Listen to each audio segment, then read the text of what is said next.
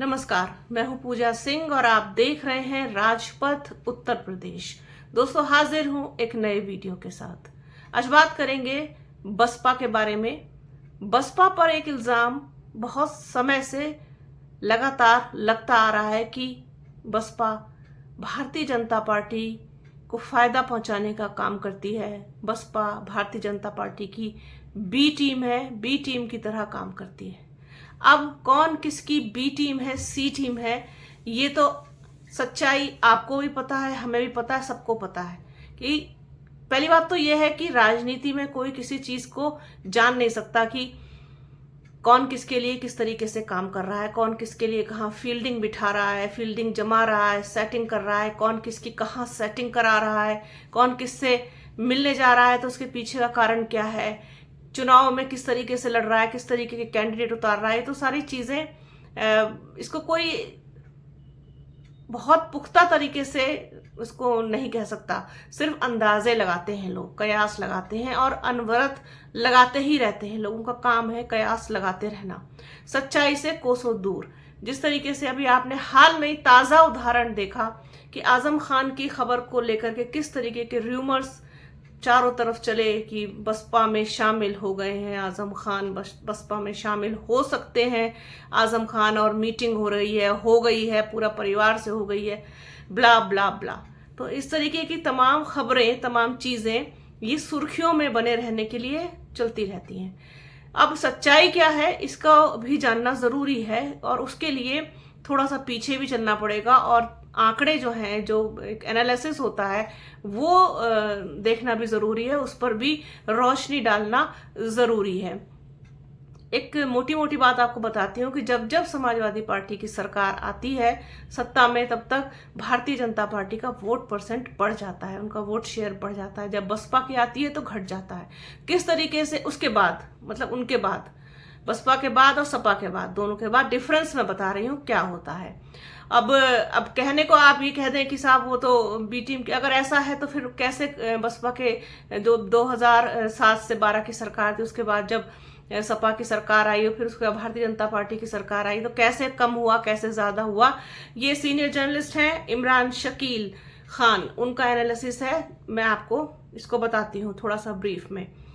जब बसपा 2007 से 12 की 5 साल पूर्ण बहुमत की सरकार चलाकर 2012 के विधानसभा चुनाव मैदान में गई तो बसपा का सिर्फ 4.52% वोट शेयर कम हुआ, सपा का 3.72% वोट शेयर बढ़ा, कांग्रेस का 3.04% वोट बढ़ा, भाजपा का 1.97 घटा, जबकि सपा कांग्रेस का बढ़ा और भाजपा 1.97 वोट गिरावट के साथ अपने सबसे बुरे वोट शेयर 15% पर पहुंच गई। भाजपा मात्र 47 सीट पर पहुंच गई। सपा ने 224 सीट के साथ पूर्ण बहुमत की सरकार बनाई 2012 में। कांग्रेस की भी 22 से बढ़कर 28 सीटें हो गई। इसके बाद अब आते हैं 2012 से 17 तक 5 साल पूर्ण बहुमत की सरकार चलाकर जब सपा 2017 के विधानसभा चुनाव में गई तो जानते हैं कि क्या क्या हुआ।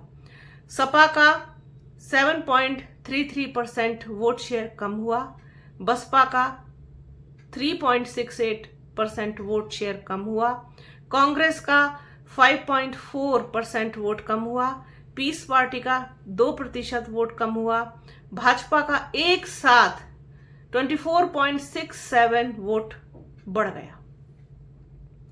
सपा को 177 सीटों का नुकसान हुआ, जबकि सपा अकेले नहीं बल्कि कांग्रेस के साथ मिलकर चुनाव मैदान में उतरी थी। फिर भी भाजपा की 265 सीटें बढ़ गईं, सपा 224 से 47 पर पहुंच गई, जबकि भाजपा 47 से सीधे 312 पर पहुंच गई। बसपा के 5 साल के शासन के बाद सपा का शासन आया, जबकि सपा के 5 साल के शासन के बाद भारतीय जनता पार्टी का प्रचंड बहुमत आया।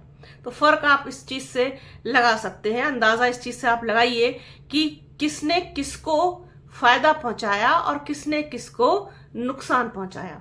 बसपा शासनकाल में हुए लोकसभा चुनाव 2009 में भाजपा 80 में से सिर्फ 10 सीटें जीती। केंद्र में भाजपा की सरकार नहीं बन पाई, जबकि सपा शासनकाल में हुए लोकसभा चुनाव 2014 में भाजपा 80 में से 71 और 2 सहयोगी सीटें मिलाकर के 73 सीटें जीती। केंद्र में पूर्ण बहुमत की सरकार पहली बार बनी। बसपा के 5 साल के शासन के बाद बसपा के 80 विधायक जीते थे, जबकि सपा के शासन के बाद सपा के मात्र 47 विधायक जीते। बसपा की सरकार के बाद सपा और कांग्रेस का वोट बढ़ा और भाजपा का न्यूनतम स्तर पर पहुंच गया, जबकि सपा की सरकार के बाद सपा, बसपा और कांग्रेस का घटा, जबकि भाजपा का 24.67% वोट शेयर बढ़ गया। अब आप सोचिए और इस चीज को समझने का प्रयास कीजिए कि किसके बाद कौन घटा और किसके बाद कौन बढ़ा। ये एनालिसिस इमरान शकील खान का ये इन सब चीजों को क्लियर करता है कि कब कब सरकार समाजवादी पार्टी की आई, उसके बाद बीजेपी की क्या स्थिति, और जब जब बसपा की सरकार आई उसके बाद बीजेपी की, कांग्रेस की, सपा की क्या स्थिति।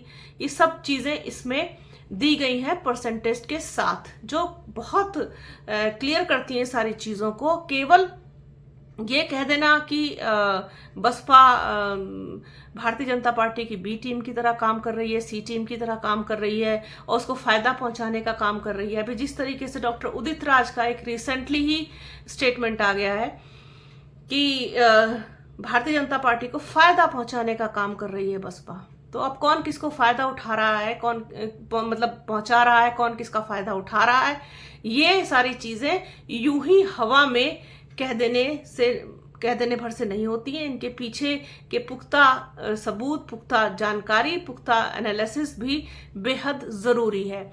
गाहे बगाहे आप किसी को भी स्टेटमेंट देते हुए सुन सकते हैं, जब खास तौर पर चुनाव आता है, चाहे वो चुनाव आपका उत्तर प्रदेश का हो, चाहे बिहार का हो, चाहे लोकसभा का हो। अब जिस तरीके से बिहार में बसपा ने अकेले लड़ने का जो ऐलान किया, उसके बाद से भी इस तरीके के स्टेटमेंट आ रहे हैं कि बसपा जो है वो किसको फायदा पहुंचाएगी और किसके लिए काम करेगी, अकेले लड़ने का क्या मतलब है, वोट काटेगी, इस तरीके की तमाम बातें सब आती हैं। लेकिन जो चीजें क्लियर हैं वो क्लियर हैं, और ये मैसेज भी क्लियर है कि बसपा सिर्फ और सिर्फ अपने लिए काम करती है, किसी दूसरे के लिए कभी नहीं। ये चीज बिल्कुल क्लियर कट है। तो इस पर इस तरीके के स्टेटमेंट देना, इस तरीके के तोहमत लगाना, बार बार इस चीज को कहना, बार बार एलिगेशन लगाना बसपा के ऊपर, हालांकि बसपा के ऊपर जरा भी रत्ती भर भी इन सब चीजों का कोई फर्क नहीं पड़ता है, कहने वाले बस कहते रहते हैं। तो मुझे लगा कि इमरान शकील खान का जो एक एनालिसिस है बहुत सटीक है, सटीक जानकारी अपने दर्शकों तक पहुंचानी चाहिए, जिससे कि जो सारी चीजें हैं वो भी क्लियर होती चले साथ के साथ। हालांकि क्लियर तो आप लोगों को बहुत कुछ है सारी चीजें, क्योंकि जो लोग बसपा पर पकड़ रखते हैं, बसपा पर नजर रखते हैं, उनको सबको पता है। वोट शेयर कम हुआ है तो वो तो कम तो सपा का भी हुआ है, कांग्रेस का भी कम हुआ है। कम तो एक जमाने में सब भारतीय जनता पार्टी का भी बहुत था, तो ये तो आज कम है, कल ज्यादा हो सकता है, जिसका ज्यादा है वो कम हो सकता है। ये सारी चीजें तो डिपेंड करती हैं वोटर्स के ऊपर, जनता के ऊपर, कि वो किसको जनादेश देती है। मैं हमेशा से कहती हूँ, मेरा हमेशा से मानना है और बहुत बहुत मजबूत पुख्ता तरीके से मैं इस चीज में विश्वास रखती हूँ कि जनता जिसका साथ देती है सत्ता उसके पास होती है। बाकी रही बहुत सारी दूसरी चीजें हैं, लोग ईवीएम को भी ब्लेम करते हैं, वोट चोरी को भी करते हैं, वो सब सामने आ रहा है, धीरे धीरे सारी चीजें आ रही हैं। लेकिन बहुत मेजॉरिटी है इन सब चीजों की कि झुकाव किसकी तरफ है, वो भी एक मायने रखती हैं बहुत सारी चीजें। तो खैर ये सब चीजें तो चलती रहती हैं, आगे पीछे, कम ज्यादा, ऊपर नीचे। तो मुझे लगा कि इसको शेयर करना चाहिए आप लोगों के साथ। तो वीडियो कैसा लगा कमेंट बॉक्स में जरूर बताइएगा। हमारे चैनल के साथ बने रहिए, चैनल को लाइक कीजिए, शेयर कीजिए, सब्सक्राइब कीजिए, बेल आइकन घंटी जैसी आकृति जरूर दबाइएगा, जिससे कि आने वाले वीडियो का नोटिफिकेशन आपको मिल सके। वीडियो को प्लीज पूरा देखिएगा, ज्यादा से ज्यादा शेयर कीजिएगा। अपना और अपनों का बहुत ख्याल रखिए। जल्द मिलूंगी आपसे एक नए वीडियो में, एक नए मुद्दे के साथ, एक नई चर्चा में। तब तक के लिए जय हिंद।